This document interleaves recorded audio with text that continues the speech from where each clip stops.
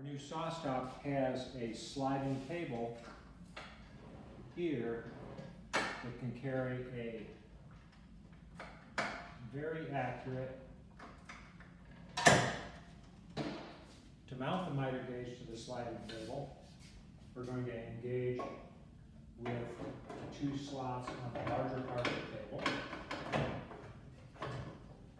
Get that end in first, get the T-nut into the second slot, slide it forward, and locking it in place is turning these two screws with a 5mm wrench counterclockwise. We're actually backing these screws up into the top of the slot to lock this into place.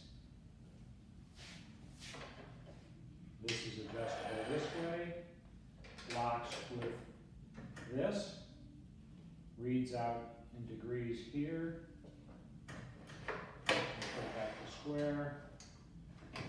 There's the index pin for 90 degrees. Lock that.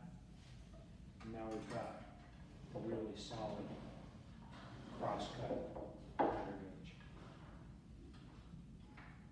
To relock the table, I'm simply turning that pin to where it will lock in place. It has a work stop here that can be set for repetitive cuts or flip back out of the way. And in order to use the sliding table, there's a pin, a knob, round knob underneath that you pull down and turn 90 degrees, and then that sliding table can move all the way from back here, clear through like that. Very accurate way to make cross cuts. I'm going to lock that in place again. Just pull the knob down and turn it another 90 degrees, let it pop up into place, and this will lock.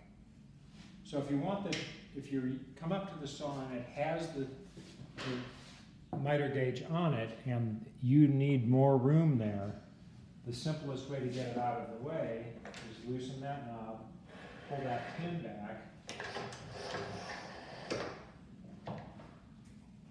and slide that out of your way. So now you've got that much room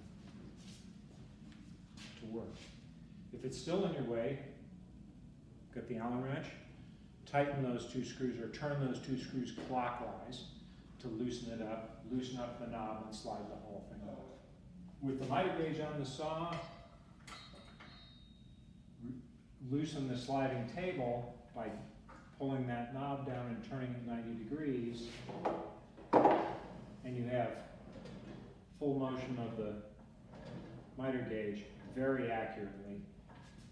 If the miter gauge is not something you want to be using, say you were cutting big sheet goods or something, the way to remove it is to turn these two lock screws clockwise. They're actually backed up into the bottom of this slot. So loosening them is backwards. We're turning these clockwise to loosen them, to turn the screws down, and then loosen that knob.